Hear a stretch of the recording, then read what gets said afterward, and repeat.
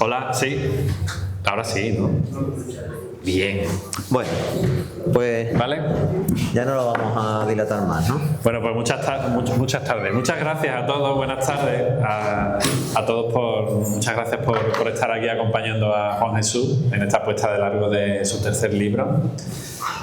Y bueno, os voy a hacer una pequeña presentación que yo creo que ya todos prácticamente lo conocéis. Yo me atrevo a añadir que es una de las plumas más interesantes que tenemos en Écija ahora mismo. Y no es peloteo, luego ya me pagas lo que me debes. Pues ajustamos cuenta. No, lo digo en serio. Me parece que Juan Jesús tiene una pluma interesantísima, no solo por lo que cuenta, sino por cómo lo cuenta, ¿no? Y eso es muy de agradecer en las letras écijanas sobre todo últimamente, ¿no? Bueno, os presento brevemente a Juan Jesús. Ya sabéis que él es écijano, se licenció en Filología Inglesa por la Universidad de Sevilla y ha impartido clases de español en la Universidad de Carolina del Norte, lo diré bien, Chapel Hill, Estados Unidos. Como saben, ahora vive en Écija, empeñado en enseñar una lengua bárbara, dice él, a jóvenes en proceso de ser civilizados. Por ahí tenemos algunos. Y en su tiempo libre cultiva la escritura, una pasión que le ha reportado, como saben, muchos premios a nivel nacional. Hoy vamos a hablar de algunos de esos premios también. Desde muy temprano descubrió la magia que la tinta convoca sobre el papel y fue ávido lector de libros de aventuras que le hicieron soñar despierto y también mientras dormía.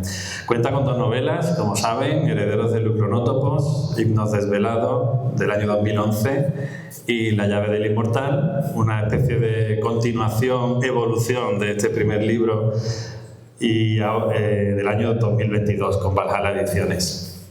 Con Espejismos y otras ilusiones, que es el libro que venimos a presentar hoy, hace un recorrido por sus 25 años como relatista. Al igual que sus novelas, su obra breve también se caracteriza porque la historia que quedó escrita y nuestra realidad más cotidiana se hibridan con lo inexplicable, lo fantástico y lo sobrenatural, dando lugar a la ilusión que vivimos todos a diario.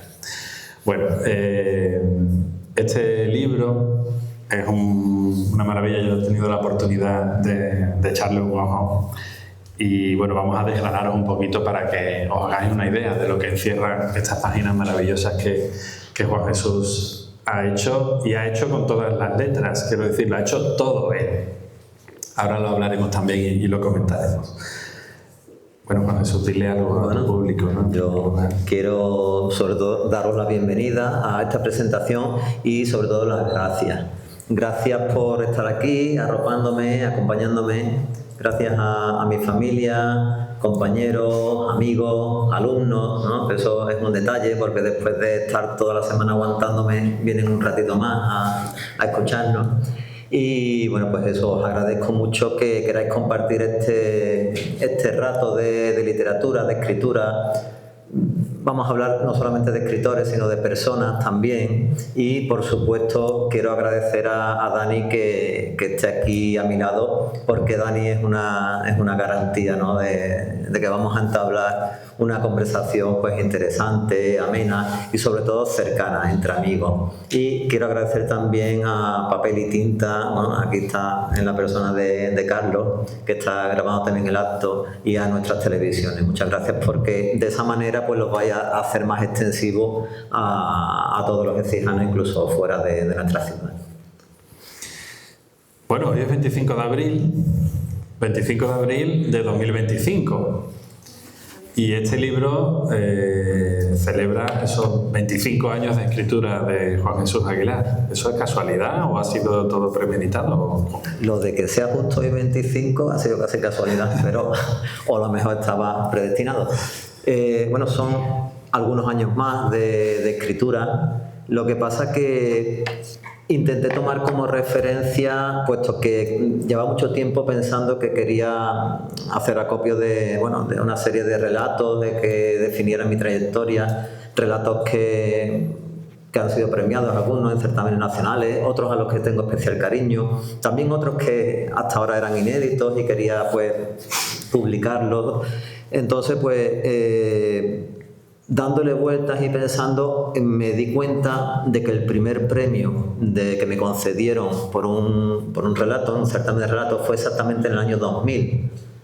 Y estamos en 2025, además fue a 1 de mayo del año 2000, o sea, hace exactamente 25 años. Y me sirvió como, pues, bien de excusa o bien ya de último empujón para decir, pues ahora es la oportunidad de hacer ese libro o de mirar hacia atrás y plantar esa trayectoria de mi escritura. Y fui viendo qué relatos me iban pareciendo mejor. Curiosamente, por ejemplo, el relato de ese primer premio que fue en Villa del Río, y esto me va a pasar varias veces, que tengo aquí algunas y se me olvida mientras hablo mostraroslas. Pues aquí tenemos una foto, bueno, la persona que está de espalda evidentemente no soy yo, pero sí pone ahí el titular y además si veis la fecha, pues es en mayo de 2000 justo. El sevillano Juan Jesús Aguilar gana el 11º certamen de narrativa y era en Villa del Río, en Córdoba, ¿no? Y pues eso me animó mucho en aquel momento fue como una validación de que lo que hacía pues estaba bien, ¿no? De que gustaba y de que a lo mejor merece la pena. Y hay una anécdota que en aquel momento yo vivía en Alcalá de Guadaira y entonces pues puse en el sobre, bueno, iba en mi dirección la de Alcalá de Guadaira y entonces pues eso me ponen que soy de Alcalá de Guadaira, ¿no? Ya a partir de ahí puse siempre, me tuve cuidado y puse Écija. Pero decía que, por ejemplo, este primer relato, Los Juegos de la Vida, pues retrocediendo a él, me parecía que había otros más interesantes para introducirlo aquí, otro que era más parecido y era en la línea de uno que aparece aquí, que es la alacena, y preferí la alacena, ¿no? Pero como digo, eso fueron 25 años justo y fue la excusa perfecta para hacer este libro, y ahora también más hablaremos porque para hacerlo, pero al completo, ¿no? Y por una razón también. Me gusta mucho porque en el libro viene un prólogo al principio en el que Juan Jesús explica un poco el porqué, ¿no? El porqué recopilar esos relatos y hacerlo, ¿no? Y te ayuda mucho a conocerlo, ¿no? A los que lo conocemos ya desde hace años, hay cosas que siempre descubres de personas que parece que conoces muy bien, ¿no? Y en este caso, pues, a mí me ha servido para indagar un poquito más en esos años que yo no conocía de Juan Jesús, ¿no? Y ahí vienen todos tus orígenes, ¿no? Desde tu más tierna infancia, como se suele decir, ¿no? La verdad es que funciona, es eso, era recoger un poco, pensar en mi vida, puesto, bueno, esos 25 años de escritor, pero también más del medio siglo ya, el medio siglo que ha superado uno, el que lleva encima, ¿no? Y eso te hace también un poquito mirar hacia atrás e intentar organizar esos recuerdos, ¿no? Y entonces, pues sí, en el prólogo empiezo incluso a intentar pensar o de dónde me puede venir a mí esa inquietud, esas ganas de escribir, ¿no? Y ahí pues voy apuntando hacia algunos familiares míos. Pero luego también llego a la conclusión de que eso que nos preguntan siempre, que si el escritor nace o se hace. Y supongo que algo, igual que el que es más creativo, igual que algo puede haber ahí, ¿no? Que lleve en tus genes, pero tiene que haber un detonante también, tiene que haber una chispa que prenda y que encienda, y eso también lo cuento ahí. Y para mí la chispa, lo que tenéis ya más edad, vosotros por ejemplo, no suena esto, pero para mí esta fue siempre mi biblioteca, ¿no? La biblioteca de Écija que estaba en el Palacio de Peñaflor. Yo cuando con 8, 9, 10 años descubrí esa biblioteca, pues para mí fue, vamos, era un mundo distinto, ¿no? Y en esas paredes que vemos en blanco y negro, pues descubrí estos libros, ¿no? Empecé con eso de los Hollister, los Gemelos, los 5 de Enid Blyton, y bueno, ya los Alfred Hitchcock y los 3 investigadores, pues ya fue el no va más. Sabes que yo era súper fan de esa saga también. Eso, yo lo digo, yo soñaba que sacaban uno nuevo, eran 43, había solamente, a lo mejor había 20, pues un niño de 10 años escribiendo la editorial Molino en aquella época, en los años 80 y poco, diciéndole por favor si me podían mandar contra reembolso, cuando conseguía juntar un poquito tal número, porque venían todos los números ahí reseñados, tal número, hasta que me hice con la colección entera, ¿no? Me lo fueron mandando.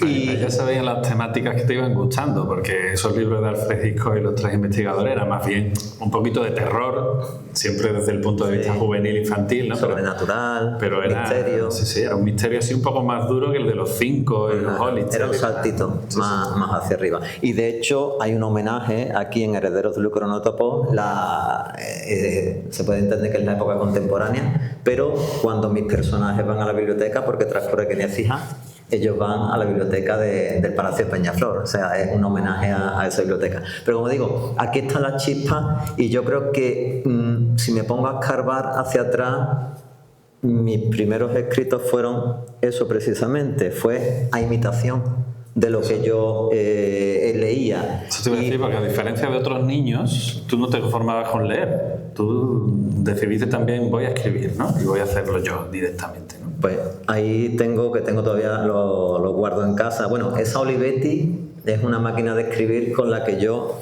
fui escribiendo mis historias. Como veis, ya me gustaba pues crearle mapas. Estamos hablando de un niño de la antigua sexto, séptimo de primaria, o sea que sería 12 años, ¿no? Sí. Una cosa así. Sexto de primaria, primero de la ESO hoy en día. Y como anécdota, bueno, aquí veis que lo escribía en cuartilla. Después la AMPA, porque yo estuve en el Miguel Cervantes, en el PUA, pues sería el año a lo mejor 1984. Me llegó a dar 2.000 pesetas de aquella época, que era un dinerito, O sea, las dineras, ¿eh? para que hiciera una edición de este librito que yo les había llevado y les había propuesto. Y entonces pues fue este primero, Los Jones y Misterio Viejo Caserón, unas 70 páginas. Y de hecho, en aquel tiempo fui a una librería, me estuvieron haciendo las copias de las cuartillas, el padre de un amigo me grapó digamos la forma del libro, después ya le encolé la cubierta, ya estaba yo jugando a crear libros, ¿no? Y después creé un segundo que fue los Jones y el misterio de las antigüedades. Y siempre me ha gustado pues eso, ¿no? Los idiomas, hay por ahí algunas en el segundo pues aparecían jeroglíficos, aparecía textos en hebreo. Yo me iba lo que hacía eran como mensajes, ¿no? Que iban apareciendo, pero siempre intentaba darle ese formato estético, crearle algo más, ¿no? Algo que fuese más allá, ¿no? De simplemente las letras, ¿no? Meterle sus planos. Tus padres alucinarían contigo. Y bueno, pues ahí nace, yo creo que ahí nace también, y es lo que he vuelto a hacer con esto, ¿no? Con este libro. En cierto modo, ese juguete que yo creé, esa manera de crear libros, pues aquí estoy haciendo lo mismo otra vez, con otros recursos, con otros conocimientos de imprenta, de maquetación, de mucho, pero igual que fabriqué al completo ese libro, pues este libro, lo único que ha hecho la imprenta es imprimirlo, pero lo he fabricado al completo, entero. ¿Y por qué no tenéis imprenta en casa? También. A lo mejor. Tiene muchísimo mérito, no sabéis lo que cuesta. Bueno, los que habéis editado y publicado libros sí que sabéis, ¿no? Lo que cuesta editar un libro y maquetarlo, hacer esa portada, corregirlo, darle forma, ¿no? a todas esas páginas, y que lo hayas hecho todo, absolutamente todo. Yo me quito el sombrero, amigo, con eso. Fue como un reto, algo que me planteé y que decía, bueno, quiero hacerlo como lo hice entonces, ¿no? Volver a ese inicio, aunque nunca es una vuelta a un círculo, es como una espiral, ¿no? Ya vuelves con otras perspectivas, eres otro, ¿no? Pero vuelves te acercas. Y bueno, fue el reto de decir, lo quiero hacer al completo. Ha tenido que ser complicado, ¿no? Porque ahora hablamos del título, si te parece también, pero ¿cómo plantea uno un libro, además biográfico se podría decir? Porque cada relato, lo vamos a hablar también durante la charla, tiene una pequeña introducción antes del propio relato en la que explicas un poco la génesis de ese relato, un poquito de historia de si ese relato viene de algún certamen o directamente ha sido una idea inédita o lo has recuperado de otro libro que a lo mejor se ha editado, en fin, ese tipo de vicisitudes de cada uno de ellos, ¿no? Y yo lo veo como una especie de diario literario tuyo, ¿no? Propiamente dicho, ¿no? Claro, sí, estoy intentando recordar, recoger y darle una consistencia, una coherencia, digamos, histórica, si se puede decir, ¿no? A lo largo de mi trayectoria, pues quería también darle ese peso, digamos, de documento, ¿no? De testigo de lo que había estado ocurriendo. Entonces, sí, bueno, ya veis lo que hablo del plano estético, pues cada relato, por ejemplo, va anticipado por un espejo, y además un espejo totalmente distinto, que cuando se lee el relato pues se entiende, ¿no? Porque tiene esos detalles el espejo. Esto que estaría en el centro es lo que está diciendo Dani, que es esa reseña. Y la reseña también, aquí hay muchas personas a las que les gusta escribir en Écija, y tenemos un grupito de amigos que si no estamos haciendo una cosa, estamos haciendo otra. Y también, de manera muy humilde, lo planteaba o me lo imaginaba como una especie de pequeño manual de inspiración, de escritura para otras personas a las que también les gusta escribir, ¿no? Y eso es una de las funciones también de esa reseña, aparte de aclarar, como has dicho tú, pues qué premio ganó, o qué me inspiró a escribirlo, o a lo mejor en aquel momento qué intentaba, ¿no?, lograr a través de la escritura.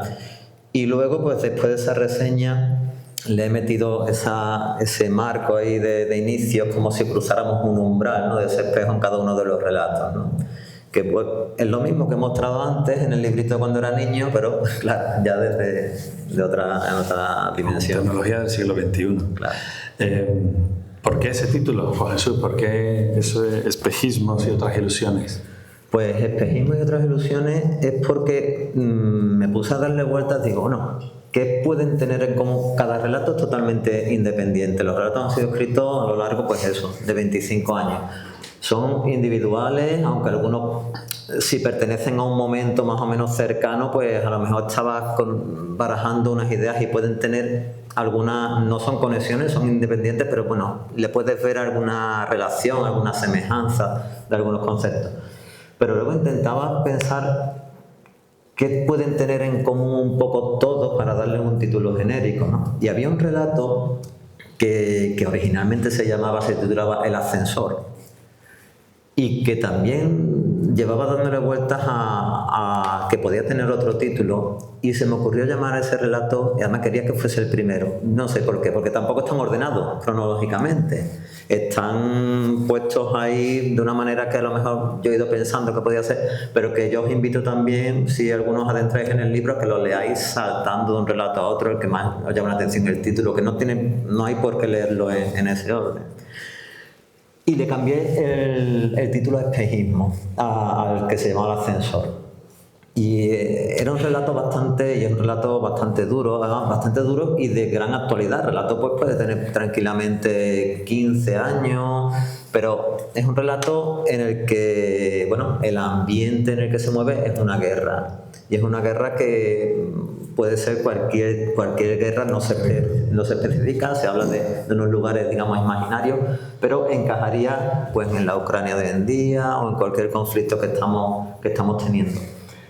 Y nos encontramos, porque los espejos son muy relevantes en varios relatos y me gusta el concepto del espejo, y nos encontramos, el personaje es una chica adolescente, que puede tener vuestra edad, de mis alumnas que están por ahí, que lo ha perdido todo. Después, a medida que avanza el relato, vemos cómo ha ocurrido eso. Ha perdido la familia, ha perdido los amigos, ha perdido el hogar, y lo único que tiene donde está viviendo es en un ascensor que se ha detenido en un edificio que es ruinoso, de muy difícil acceso, y ella se refugia allí porque allí es muy difícil y no van a llegar. Un ascensor que está detenido entre dos pisos, en el que puede entrar y puede salir. Y cuando la encontramos, pues en el momento, porque un relato pues empieza in media res, no tenemos la extensión de una novela para alargarnos tanto. Tenemos ahí lo que está ocurriendo ya de lleno. Acaba de dar a luz, está con su bebé y se enfrenta a la decisión más difícil y más dura de su vida. Y la vamos acompañando en esa decisión, qué puede ocurrir, ¿no? Y la única compañía que tiene esa chica es su gemela del espejo, que también sostiene a su bebé, ¿no? Y ese concepto de espejismo, esa forma de entender cómo nuestra realidad, lo que nosotros pensamos que es algo sólido, la verdad, la realidad, lo que nos hace pisar en firme, de un momento a otro podemos descubrir precisamente que es eso, que es un espejismo, que es una ilusión, que no era o que no funciona como realidad. Y tenemos que fabricar o construir otra, ¿no? O tenemos que tener terreno, suelo donde pisar. Entonces, hay muchos de los relatos en que no de una manera tan dramática, a lo mejor puede ser por algún otro caso, pero que abunda también en esa idea, en que hay que reconstruir, en que nos damos cuenta de que no nos sirve el momento y el presente ese que vivimos y tenemos que darle otro giro, ¿no? Y por eso se me ocurrió que sí, que muchísimos de ellos tienen eso en común y por lo tanto podían ser esos espejismos y otras ilusiones, ¿no? Y de hecho esa es la idea de que entremos en ese espejo cada vez que vemos un relato. Por cierto, no lo hemos dicho al principio, pero podéis interrumpirnos si queréis, si tenéis alguna duda en el momento, levantáis la mano sin problema, se os da paso y le preguntáis algo a Juan Jesús, ¿vale? Tiene que ser complicado, Juan Jesús, elegir 15 relatos y 2 microrelatos, en este caso, que son los que encierra este libro, de entre toda tu obra. Porque son como hijos nuestros, cada uno de ellos, ¿no? Sí. Y como dice mi madre, que dedo me corto que no me duela, ¿no? O sea, ¿cómo se elige para hacer esta antología? No sé, yo lo que hice fue una relectura, porque muchas veces también tienes un recuerdo de un relato, pero cuando vuelves a leerlo, pues dices, bueno, pues a lo mejor hay otros que son más indicados. Entonces, haciendo esa relectura, intenté buscar temáticas diferentes. O sea, por ejemplo, si dos eran muy cercanos, como este primer premio que me dieron, los Juegos de la Vida y la Alacena, pues entre ellos creo que la Alacena es un relato mejor construido, es más sólido, entonces me quedé con la Alacena. Pero claro, el otro pues era un ambiente parecido. Por diferentes razones fue escogiendo uno otro, también por eso, por la temática, por la cercanía, a lo mejor por la trascendencia que había tenido para mí, ¿no? El hecho de, por ejemplo, hay relatos como Rojo Amazonas, es decir, eso después hablamos que tenía que aparecer a la fuerza, o Príncipe Perfecto. Había algunos que sabía que sí y otros sí tuve que estar seleccionando un poco, pero tampoco quería hacer un volumen grandísimo, ¿no? Quería hacer como una colección que representara esos diferentes momentos y diferentes temáticas. Hay un relato, por ejemplo, incluso que es totalmente de humor, y ese lo hemos leído en clase con los alumnos. Lo hemos leído a lo largo de los años, he leído mucho con mis alumnos en clase también. Digamos que este libro te sirve de punto y seguido en tu carrera literaria, ¿o eso? Yo creo que sí también, y que creo que es una de las razones por la que lo escribí. Porque al mismo tiempo que recojo y ordeno y organizo, es como si cierras también un ciclo, y entonces a partir de ahí puedo empezar también cosas nuevas. Es como si, cierra una puerta que sabe que puedes abrir siempre, pero es como si hubieses concluido también algo, y esa sensación también la buscaba. Dice que los has revisado, algunos de ellos. Todos están revisados. Hasta los más recientes llevan una revisión a fondo, y sobre todo los más, digamos, antiguos, porque claro, ya uno pues escribe, en la esencia el relato está ahí, claro. El relato es el relato, pero bueno, le he dado una buena revisión. El estilo se va depurando, ¿no? con el paso de los años. ¿Te ha sorprendido alguno? O sea, ¿has vuelto a leerlo y decir, joder, esto lo he escrito yo? Perdón por la palabra.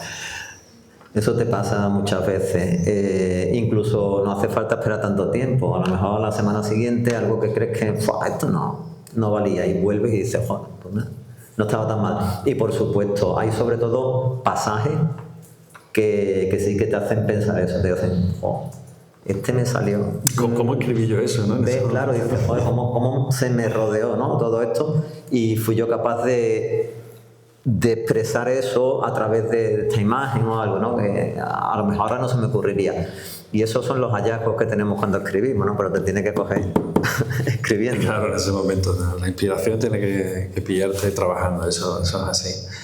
Te voy a hacer una pregunta que sé que no me vas a saber contestar, seguro. ¿Tienes algunos favoritos de entre esos 15? Y los micros, ¿no? Los micros no los contamos, pero... Favorito... el del Amazonas, después yo creo que tendremos que hablar de él. Es favorito por un motivo, son favoritos por motivos, no porque sean. Y por ejemplo, lo que pasa, aquí alguien si sabe hablar portugués, pues me corregirá, pero es que el título es en portugués.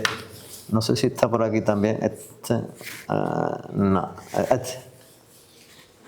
Príncipe Perfeito o algo así, ¿no? Porque está en portugués, ¿no? Es el nombre de un barco. Y este relato también fue...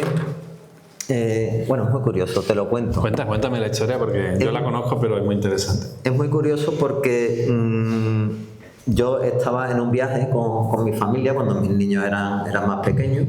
Fuimos a Londres, de las veces que hemos ido a Londres, nos hospedamos en un B&B y bueno, pues íbamos a ver Londres, la ciudad, visitar, y luego cada mañana, como es un bed and breakfast, por la mañana pues desayunábamos allí, un desayuno pues básico, pero había una señora, una mujer que nos atendía todas las mañanas.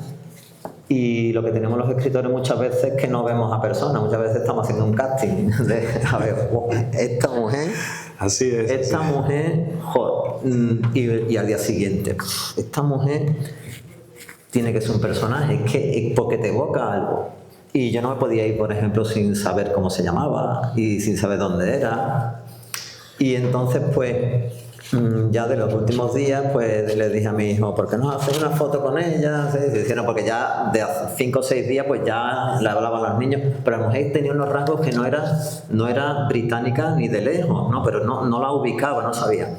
Entonces la mujer nos dijo que se llamaba Beatriz y que era de Portugal, una mujer que podía tener ya cerca de 60 años. Y entonces, pues ya lo que hice yo fue imaginar la vida, porque esa mujer llegó allí, como estaba allí, la vida de esa mujer, y no solo la vida de ella, de su familia, de su padre, de todo lo que ocurrió en su familia, su hijo, porque yo no tenía idea, pero esa mujer tenía un hijo, seguro, y el hijo, el relato está narrado desde 2 puntos de vista, el de la madre, que ya ha fallecido, y el del hijo, que está haciendo un recorrido por Londres, que tiene un significado, ese recorrido. Y entonces, pues, el relato ese, hay muchísima gente que me ha dicho que es el relato que más le gusta de los que he escrito. No sé por qué, pero que, bueno, lo que me ocurrió es que yo tenía que escribir la historia de esta mujer, Beatriz. Beatriz además significa Beatrix, viene de Beatriz, que es la viajera, y todo eso lo encapsulé en el relato. Lo que sí me han dicho después algunos es que si me puse en contacto con ella y le mandé el relato, y es que no puedo porque me hubiera demandado. No creo que lo hubiera gustado. Con lo que aparece ahí, ¿no? Pero que tenía que contar la historia de esa mujer porque si no iba a tener ese rum ahí siempre. Es verdad que hay muchas veces que la mente del escritor deforma esa realidad, ¿verdad? Tú vives una realidad, conoces a una persona o escuchas una simple frase de alguien y enseguida la deformas, la transformas en algo y de ahí salen las historias. ¿Podemos leer un poquito? Vale. De Príncipe Perfeito. ¿Lo leo yo o lo lees tú? Venga, tú. ¿Quién es mejor que tú? ¿Te lo has abierto tú? Venga, bueno, venga. vale. Toma. No, yo tengo por aquí. Vamos a ver. 61.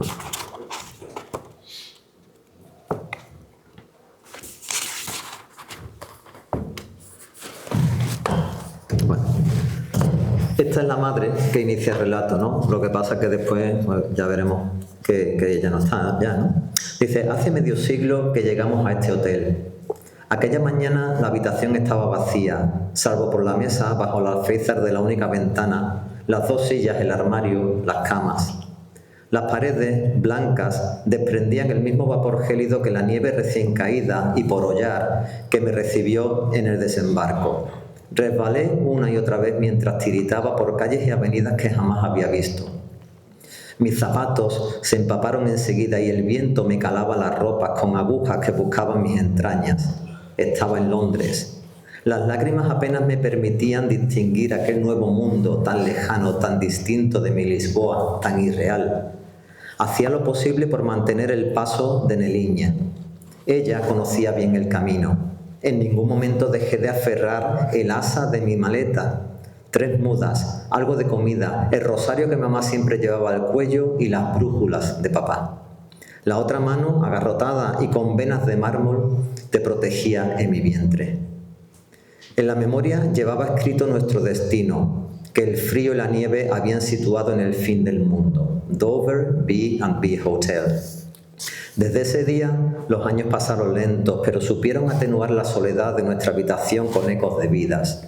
Poco a poco, estas 4 paredes de nuestro hogar se vistieron de presencias cristalizadas, de los espejismos, cruzaron en nuestro camino. Sabíamos que todos llegaban para marcharse, que nuestras vidas solo coincidirían unos instantes, solo tú y yo, Meu, Aloisio. Vinimos para quedarnos, solo tú y yo, a cambio de alojamiento y de comida. Yo por mí lo leo entero, ¿verdad? Bueno, es uno de tantos. Yo creo que me hables también, Juan Jesús, de ese rojo Amazonas, porque es curiosa también la historia de ese relato. Ese relato se escribió para un concurso de aquí en Écija, que por cierto yo fui jurado de ese concurso. Te lo digo ahora. Un concurso que no ganaste, en ese caso. Y estuvo bien no ganar. Que estuvo bien no ganar, efectivamente. Es que ese relato estaba predestinado para otra cosa. Cuéntalo. Vamos a ver. Ese anda por aquí. Mira, este es el comienzo y es la imagen de Rojo Amazonas, el espejo. Pues este relato, Rojo Amazonas, como dice Dani, aquí convocaron un certamen que creo que tenía vocación de continuidad, pero al final ya... y ese año era sobre elementos patrimoniales y ese año tocaba, como no, sobre el Amazonas, herida. Y yo creo que se presentaron 30 relatos por ahí. Y yo estaba muy conforme y muy contento con mis relatos. Y es de las pocas veces que he escrito un relato exprofeso, o sea, lo he escrito expresamente, porque yo lo escribo y ya pues lo he ido presentando, ¿no? Pero esa vez pues me apetecía, ¿no? Y no ganó. Pero yo confiaba en el relato y poco después lo envié a un certamen de bastante importante en España, que está en Arjona y en Jaén. Y bueno, con la sorpresa de que entre un jurado de 18 personas me dijeron allí que, yo no sé si casi por unanimidad, habían llegado todos ya en última instancia con el relato diciendo que ese es el que les había gustado, ¿no? Con una dotación que multiplicaba por 7. El de aquí. Por eso digo que estaba predestinado. Por ejemplo. Pero aparte de eso, lo que más me gustó también era que, bueno, que en Écija pues todo el mundo conoce el Amazonas. Pero a mí me permitió ser embajador de nuestro patrimonio y de mi ciudad allí en Jaén, ¿no?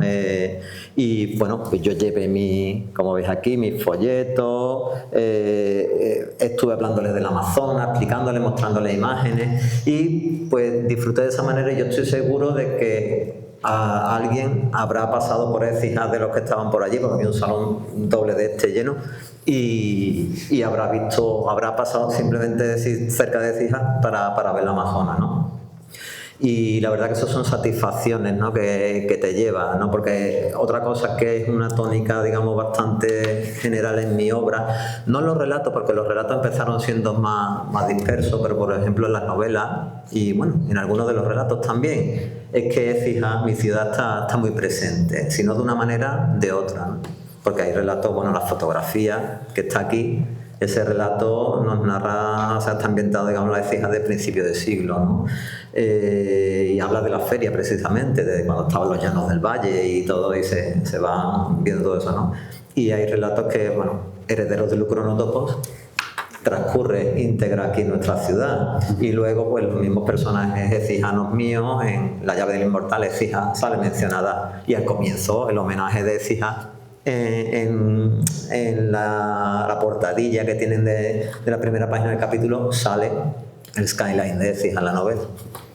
Siempre Écija presente y siempre esa buena documentación, Juan Jesús, es algo que te caracteriza también, que para mí es un chapó absoluto porque es muy complicado ese proceso de documentación, a la vez también es muy agradecido porque te da muchas ideas a la hora de crear luego también tramas y demás, ¿no? Pero es también señal de identidad de Juan Jesús Aguilar, esa documentación. A mí me gusta eso, por ejemplo, La llave del inmortal, bueno, o los propios Herederos, ¿no? De Lucronotopos, tienen una documentación muy rigurosa, pero sin embargo, aparte bueno, de eso, no está introducida ahí a tipo de enciclopedia o a forma...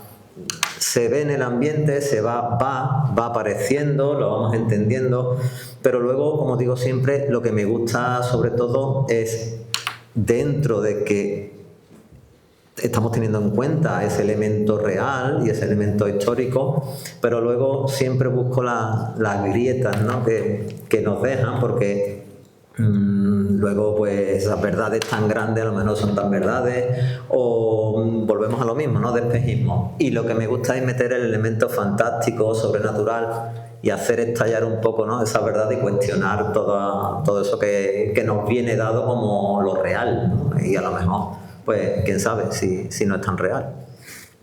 ¿Leemos un poco de Rojo Amazonas? Bueno. Venga. ¿Encontró tú la página por ahí? ¿Cuál es? La 97. La 97 empieza. Vale, estaba por aquí, ¿no? Es este comienzo. Vamos a ver. Dice, bueno, Rojo Amazonas, para que está narrado también desde dos perspectivas. Una es del pasado, y esa es en Astigui. Y bueno, no hemos dicho lo que no he explicado porque la escribí, ¿no? O sea, Rojo Amazonas, en este caso era, aparte de ser escrito intencionalmente para el certamen, pero era una pregunta que me llevaba rondando en la cabeza tantísimo tiempo, y la misma pregunta que nos hemos hecho todos tantas veces. Tenemos ahí el estanque romano, sabemos cómo se halló el Amazonas, y todos nos hemos preguntado, bueno, ¿y por qué cuando lo único que nos encontramos es un torso, es un pie, es una cabeza? Ahora de pronto, ¿cómo aparece una Amazonas prácticamente íntegra y se ve que depositada conciencia, porque eso no puede ser de otra manera? ¿Quién la puso ahí y por qué? Y esa pregunta es el run, es lo mismo que lo de esta mujer, ¿no?, de Portugal, pues, o sea, portuguesa. Pues es lo mismo. Y mi relato es la respuesta mía, ficticia, pero con documentación, la época histórica está ahí, pero es mi respuesta y está narrado desde dos puntos de vista. Uno, en la propia Astigui, cuando está ocurriendo ese enterramiento, y otro, pues, desde el presente, ¿no?, desde el punto de vista de una arqueóloga que es la que la está precisamente desenterrando. Y entonces, pues, comienza desde el punto de vista de Astigui. Dice, la silueta togada se detiene en medio de un silencio asaeteado por chirridos de vencejo. Parecería una escultura recortada contra el ocaso, de no ser porque una ligera brisa estremece los bordes de sus telas. Los céfiros de la añoranza y la impotencia, por el contrario, azotan el alma del magistrado mientras sus ojos recorren la inscripción sobre una estela funeraria. Desde hace 3 años se enfrenta a ella cada atardecer. Y aquí busqué la seguridad de mi compañera Carmen con el latín y creé esta estela, ¿no?, y lo que habla es de la hija de este togado, que era uno de los duoviros de la ciudad, que había muerto la chica, ¿no? Si removiese la tierra aplacada bajo sus pies, hallaría un hogar eterno levantado con ladrillos en soga, 6 hileras superpuestas y culminadas por tejas. Dentro, un sarcófago de plomo. Las bandas en zigzag que recorren el borde y la tapa permanecen frescas en sus retinas, al igual que los ungüentarios, los vasos de vidrio, las cuentas y las dos lucernas que componen el ajuar. El cuerpo que descansa en su interior, en cambio, empieza a desdibujarse de tanto recrearlo por miedo al olvido. Le angustia pensar que un día despertará y se descubrirá incapaz de recomponer el zafiro de sus ojos, la seda azabache de su melena amansada por una diadema de violetas, su risa de cristal. Está recordando a su hija y le da miedo, pues eso, ¿no?, que algún día se le vaya de la mente. Rojo Amazonas, lo tienes que leer para ver cómo termina. Yo tengo una debilidad, esto no estaba en el guión, pero te lo voy a decir, que es Crisálida. Vaya. A mí ese relato, bueno, tuve el honor de leer la versión larga de ese relato, que prácticamente es una novelette, podemos decir, y es una maravilla, es un relato que también aúna lo histórico con ese toque de fantasía, de misterio, con personajes castigados pero también muy interesantes al mismo tiempo. A mí es un relato que me toca la fibra sensible, y además ambientado también en esta tierra, ¿no? En este caso las nuevas poblaciones, ¿no? Es un relato, y es eso, uno va haciendo acopio de todo lo que tiene a su alrededor, ¿no? Y bueno, los años de, por ejemplo, presidente de Amigos de Écija, ¿no? Que comparto, por ejemplo, aquí hay otro expresidente, a Fernando, pues esos años me permitieron también conocer a mucha gente, conocer hechos históricos y familiarizarme, por ejemplo, con este proceso de las nuevas poblaciones, ¿no? La repoblación de Andalucía y Sierra Morena. Y bueno, pues decir, todo partió de algo que yo tenía una imagen en la cabeza que de hecho aquí todavía en ese relato no sabe nada, porque este relato comenzó como otra cosa y era una mujer que daba luz a 2 siamesas. Eso es lo que yo tenía y eso estaba ahí, y entonces ya lo enlacé con lo de las nuevas poblaciones, ¿no? Y bueno, en verdad este relato es un capítulo de lo que algún día podrá ser espero que sea una novela, pero un capítulo con entidad propia, ¿no? de relato. Y bueno, pues lo que hablas eso, nosotros hemos hablado de eso, de la Luisiana, de Cañada, la Carlota, Carolina, pero muchas veces no somos conscientes de por lo que atravesaron esas personas para llegar aquí. Esas personas las reclutaban en sus países de orígenes, donde estaban pasando las canutas, y venían andando desde Renania, desde diferentes sitios, venían andando y se plantaban ya en Francia, en la costa, en Sète, y ahí las embarcaban y entraban o bien por Almería o bien por Málaga.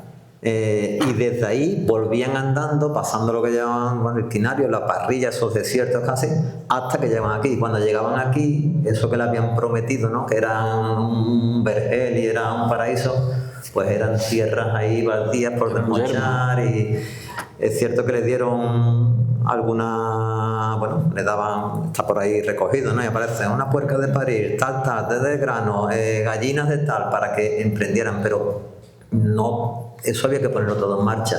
Muchos no estaban acostumbrados a nuestro calor, cambiaron la cerveza por el vino y entre el vino y el calor después las fiebres. O sea, esas personas la pasaron. Entonces yo decidí que esa historia que yo había pensado al principio que iba a ser solo un relato, lo empecé a agrandar y es la historia, digamos, a pinceladas de una familia que está viniendo, una pareja que viene con su niña pequeña desde allí y que ya llega aquí, ¿no? Y entonces vamos viendo esos diferentes momentos y los personajes femeninos son maravillosos. Son las mejores, ¿no? Lo difícil que es escribir personajes femeninos para un hombre, por lo menos a mí me cuesta muchísimo y es una maravilla. Dele, maestro, ¿no? Léanos un poco de Cresario. Creo que era te lo digo. Vamos a ver. La 115. 113, 115.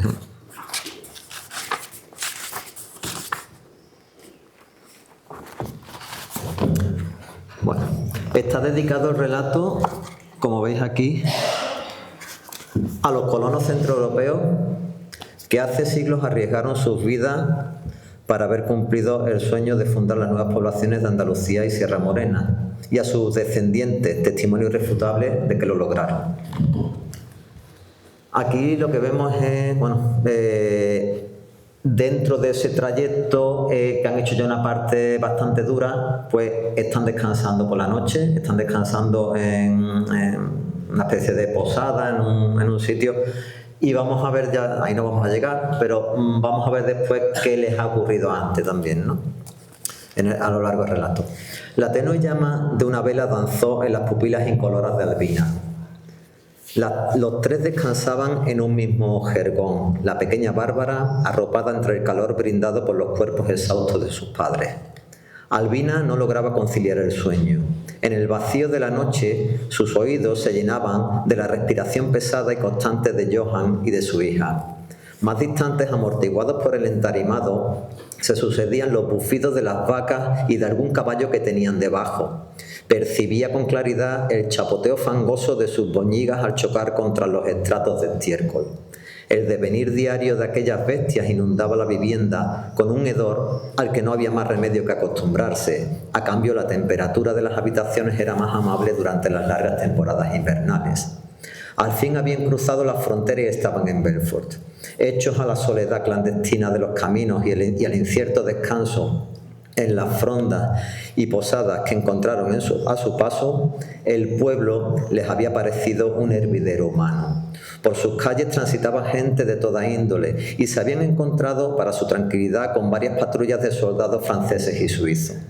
Por primera vez en muchos días, largos, fríos y agotadores, se sentían seguros. Ahí puedo leer como el concurso. A mí me gustaría, si tenéis alguna pregunta, si queréis hacerle alguna pregunta a Juan Jesús, algo que os inquieta, algo que os desprenda esa curiosidad, ahora es el momento, antes de finalizar. ¿Hay algún valiente por ahí? ¿O alguna valiente? Cualquier cosa que os ocurra, alguna curiosidad de algo que hayamos comentado, pues podemos hablar de eso si queréis. ¿Por qué habéis dicho que son 15 relatos y 2 micros? ¿Por qué 15? Pues no sé, porque empecé a unir, a sumar, y dio la casualidad de que todos los que había, que yo no, si hubieran sido, bueno, 15 me pareció un número redondo, pero que si hubieran sido 14 o 16, fue ya la suma de los que creí que digo, mira, me apetece escoger estos, ¿no? Y que aparezcan en el libro, y vi que más o menos componía pues un número de páginas que son 260 y tantas páginas. Digo, mira, pues un número ya número bueno para un libro, pero que no, ahí no hay mensaje. Hombre, el punto hubiera sido 25, ¿verdad? Sí, te lo voy a decir. Has comentado si te costó algo el elegir entre ciertos relatos o cuáles dejar fuera. Entonces, ¿por qué no ampliar el número en lugar de dejar fuera alguno? Porque quise ofrecer, digamos, los que a mí me parecían mejores o que aportaban más, ¿no? al lector. Entonces tampoco quise, había algunos relatos de iniciación, pero creo, por ejemplo, Los Juegos de la Vida podía haber sido muy representativo porque era el primer premio que me concedían. Pero no sé, que no me convencían ciertas cosas, entonces lo iba a tener que reescribir mucho, hasta tal punto que ya a lo mejor pues no se iba a parecer tanto al relato original. Entonces no quería llegar a eso. Yo he querido mantener el relato que me gustaba, revisarlo, pero que sea ese relato, porque en cierto modo está mostrando, ¿no? los relatos que he ido escribiendo a lo largo, o la manera en que ha ido variando también la escritura a lo largo de los años. Más cositas por ahí. Toma. Todo escritor es un buen lector, o ante todo un lector. ¿Tus lecturas se traslucen en tu literatura? Y si es así, ¿cuáles son? Eso es una pregunta que siempre nos hacen y a mí me resulta muy, muy difícil de responder, porque yo estoy convencido, evidentemente, lo que he mostrado al principio, mis primeras escrituras ya estaban totalmente influidas por lo que esas novelitas de aventura que yo leía, ¿no? Y todo lo que leemos, todo lo que vivimos, todo lo que nos pasa alrededor, todo lo que oímos está ahí, ¿no? Entonces yo estoy convencidísimo de que mis lecturas están ahí. Por ejemplo, una influencia, el escritor sobre el que yo escribí, además que te hice sufrir con ella, varias de las leyes en mi tesis doctoral, Graham Swift, también tiene un libro de relatos. Y yo estoy seguro que a mí me encantaron algunos de esos relatos, y esos relatos me los leí pues en los últimos años de carrera, y yo empecé a escribir los relatos pues una vez que acabé la carrera, una vez que estuve en Estados Unidos, y ya estábamos en los cursos de doctorado con mi mujer. Entonces, influencia de esos relatos que yo leí de Graham Swift en mis primeros relatos y en algunos posteriores, por ejemplo, El roble hueco. Yo creo que hay influencias porque me centré mucho en las relaciones familiares, por ejemplo. Entonces, vas en diferentes momentos y esas lecturas a lo mejor te van llevando o te van aportando cosas que después van apareciendo en tu relato. Pero lo que sí es cierto también es que yo nunca he hecho de manera consciente, voy a imitar el relato que he leído de Cortázar, voy a imitar el relato de Borges, voy a imitar el relato, sino que es más bien que eso lo tienes ahí, eso lo tienes en tu bagaje, en tus alforjas y en el momento, o en tu caja de herramientas, y en el momento que necesitas, pues es la manera que tú también has visto, y yo creo que es que eso sale solo.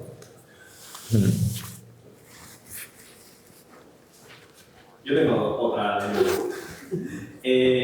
es la misma pregunta que te hice cuando nos reunimos aquí por tu anterior novela, La llave del inmortal, y quiero ver si repites patrón o si repites respuesta. Pues como no me acuerdo la pregunta, lo mismo te digo, te respondo igual. Se va con trampa. Sobre todo, Pregunta trampa. me llama la atención por la diferencia del libro, que la otra era una novela que continuaba una historia y eso es una colección de diferentes escritos. Y la pregunta era que si tienes algún tipo de persona cobaya a quien le compartas los escritos antes de meterlos en el Hombre, libro. a mí no me gusta llamarlos cobayas, yo los llamo mis lectores beta, mis lectores cero.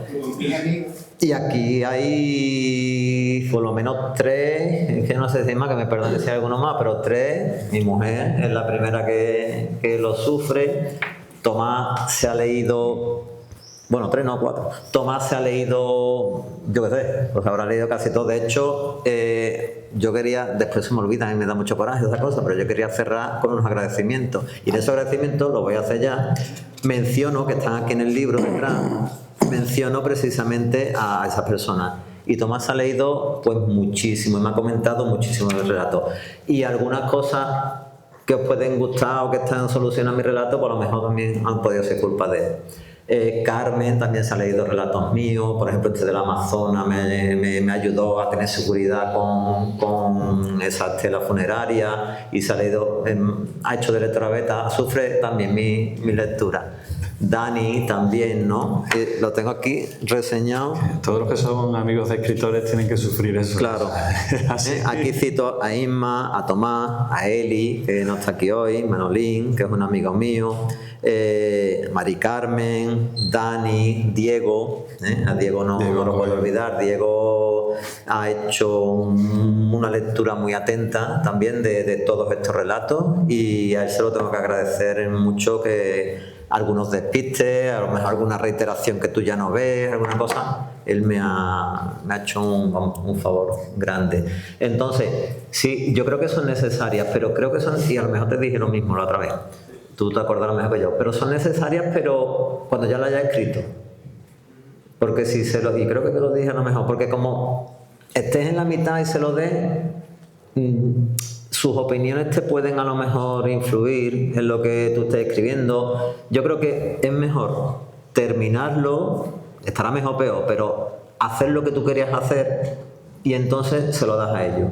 Y ellos ya te van a comentar y se puede pues revisar, cambiar, pero ya es tu obra. Si no, corres el riesgo de que, es que bueno, te diga uno, es que a mí me parece, ahora lo otro, y te pueden volver un poquito loco y tiras por un lado, que a lo mejor cuando acabes dices, joder, es que esto no es lo que yo quería tener. Pero es imprescindible, yo creo que nos hace falta, nos da seguridad, ven, porque son muchos más ojos. Es que cuando tú pasas ya por encima de lo que has visto 500 veces, hay cosas así de grandes que no la ves, porque ya es que se te escapan. Entonces eso es una muy buena ayuda. Y sobre todo amigos sinceros, hacen falta. Hombre, y que te digan la verdad, porque para que te digan siempre que yo que viene escribe, está todo perfecto. Y todo el mundo me dice eso, pues entonces siempre ayuda. Una crítica constructiva, una crítica agradable, cariñosa. Sí, pero al fin y al cabo, que si hay una verdad que hay que decirla, mejor que te la diga tu amigo antes de que tú digas, venga, léeme mi libro, y ahora toda la gente, esto aquí, vaya esto. Eso mejor pasas tú el traguito antes y lo solucionas. ¿Más cosillas por ahí? ¿Harías una segunda parte con el otro relato que estaba dudando si ponerlo o no? A mí me gustaría en un futuro hacer una segunda parte. Eso quiere decir que por lo menos duro 25 años más. Y después también, pero yo... Y que yo te lo presente también. Y que Dani me lo presente. Significa que yo también estoy aquí. Pero yo no lo haría ya mirando hacia atrás a lo que he dejado atrás. Yo utilizaría lo que escriba de ahora en adelante, porque yo estoy seguro que van a salir también cosas que merecerán la pena. Y es que es una pena, por ejemplo, cuando ganas certámenes de relato, vale, te dan una dotación económica. Venga, toma, 800 euros, 1200 euros, lo que sea. Pero muchas veces el relato se queda ahí, ni lo publican. O lo publica una tirada muy pequeñita al ayuntamiento, que se lo da allí a 3 o 4 personas, la ponen allí en una caja y la cojan, y ya está, y no va a ningún sitio más. Eso me pasó, por ejemplo, Príncipe Perfecto. Ese ganó el premio Binefar, que fui con mi mujer en diciembre, fue, ¿no? En enero, a Binefar, plantarte allí, se vieron los Pirineos de lejos. En enero no hicieron ir, pero bueno, a recoger premios. Y ya está.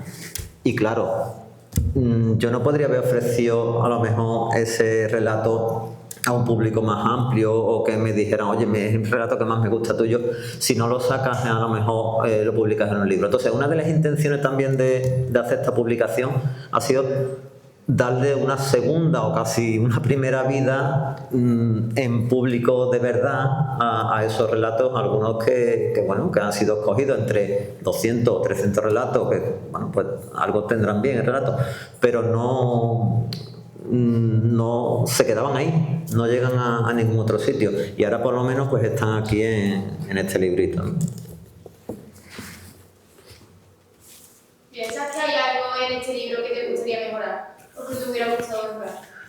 Ahora mismo no, ahora mismo el libro yo he dado todo lo que podía y se me ocurrió en él. A lo mejor en el futuro, cuando pase un tiempo, me doy cuenta de que podía haber tenido alguna otra cosa, no sé, y entonces pues lo utilizaré en otro libro. Pero yo ya te digo, mi intención era lo mismo que yo hacía de niño, hacerlo ahora con los medios y los conocimientos que tengo. Entonces, buscarle una portada atractiva, sus ilustraciones, una maquetación lo mejor que sé hacer, y bueno... Yo diría más, está mejor maquetado que muchas editoriales profesionales lo hacen. Sí. Es mucha práctica la que llevo ya maquetando de muchos años. Es un libro, al llevar tiempo ya también, por ejemplo, con el mundo esférico. Por el mundo esférico te relacionas con depósito legal, con el ISBN, con imprentas, con todo. Pues todo eso, yo este libro, lo único, es todo íntegro. Lleva su depósito legal, lleva su ISBN, o sea, está a todos los niveles, porque lo único que no tienes, digamos, ha pasado por una editorial. Pero bueno, es que a lo mejor una editorial no me hubiera dejado hacerlo tampoco exactamente como yo quería, ¿no? Estoy convencido de que hubiera salido peor. Entonces yo he hecho lo que yo quería hacer y como yo quería hacerlo, y bueno, yo espero a todo el que está abriendo el libro le está gustando mucho estéticamente, y luego pues los relatos también. Y por cierto, hay un sello aquí que pone Fragua de historias. Eso es otro espejismo. Es otro espejismo, ¿no? Claro. O sea, que esto no es una editorial con futuro A. Yo no, tú ves, por ahí no, yo no estoy pensando en hacer una editorial, pero me gustaba ponerle, ¿no?, ese sellito, ¿no?, de lo que podría ser una editorial, y a lo mejor, quién sabe, si hago otra autopublicación en otro momento, pues le vuelvo a poner Fragua de historias, ¿no?, que me parece bonito el título. Muy bonito. ¿Alguna cosilla más? No. Pues yo quiero hacer los agradecimientos esos últimos. Venga, te dejo hacerlos. ¿Vale? Un segundito y tú cierras si quieres, ¿no?, para que no se me olvide. Bueno, en mis agradecimientos, los primeros que aparecen son mis padres, evidentemente, porque como Dani dijo, pues ellos, pues en mi casa, pues había una necesidad digamos, más inmediata. Allí, pues no, en mi casa no había libros, no había, ¿no?, con traer pan todos los días a casa, pues ya eso era un logro. Entonces, pues este niño era un poco raro, ¿no? Tantos libros, tanto leer esto, que... Entonces, pero ellos, sin embargo, entendían, ¿no? Yo cada vez que leía un libro de esto de aventura, iba por la noche y les daba el tostonazo y le contaba el libro de pe a pa. ¿Cómo te puedes acordar todo eso? Porque me gusta. O sea, a mis padres, pues el agradecimiento está en primer lugar. También a mi familia, a mi mujer y a mis hijos, ¿no? Ellos pues son mis pilares, ¿no? Luego también ya he mencionado a mis lectores beta, ¿vale? En cuestión de cubierta y también pues tengo mis asesores un poco, ¿no? Ahí está mi hijo Adai, ¿no? Que en temas de diseño gráfico, y también José Guisado, que fue un alumno mío, pues a veces me hace también ahora de maestro, ¿no? Oye, ¿cómo esto del Photoshop, cómo tal, cómo podemos? Y él me da indicaciones porque es su trabajo, y entonces yo me busco mis recursos, me enseñan y entonces lo hago, ¿no? Y luego pues tengo por aquí pues eso, por ejemplo, a gente que no puedo pasar son mis alumnos, ¿no? A ellos les agradezco también que de vez en cuando me aguanten mis relatos y les gustan, y hemos leído relatos, sobre todo cuando eran pequeñitos, también hemos estado leyendo algunos, porque además a ellos les inspira y les da para el mundo esférico, ¿no? Es la intención, ellos también le entran ganillas de hacer algo parecido. Entonces pues eso, a todos lo menciono aquí, y bueno, y sobre todo vuelvo a dar mi agradecimiento a todos los que habéis estado aquí esta tarde escuchándonos. Y bueno, yo lo único que puedo deciros es eso, que este libro pues está lleno de ilusión, pero ilusión también en el otro sentido, ¿no? No en el sentido de algo que descubres que a lo mejor no es real, sino en la ilusión que tenía pues aquel niño de 12 años que jugaba a crear libros, ¿no? A escribir su historia, y que ahora con 50 y pocos pues sigue haciendo lo mismo, porque creo que es que somos así, y hay un momento en nuestras vidas en que seremos más como de arcilla, y cuando algo nos marca después se seca y ya nos hemos formado de esa manera, y seguimos, por dentro seguimos siendo aquella persona, seguimos teniendo aquella esencia. Así que muchas gracias, yo doy muchas gracias a todos por aguantarnos aquí este ratito. Pues podéis aplaudir, porque después de esto...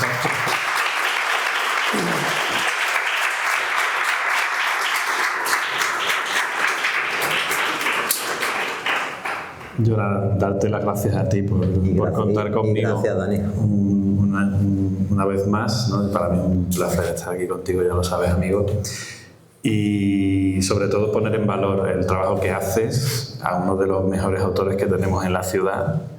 Yo no sé cuándo se te va a dar tu sitio, pero yo espero que desde aquí se te ve ya pronto donde tienes que estar, que es en lo más alto de las letras encijanas. Ahora, si queréis haceros con el libro, pues Juan Jesús lo firmará. Encantado. Y ya está, y que vengáis, le deis besos, abrazos y todo lo que se merece. Así que venga, adelante. Muchas gracias a todos. Muchas gracias a todos.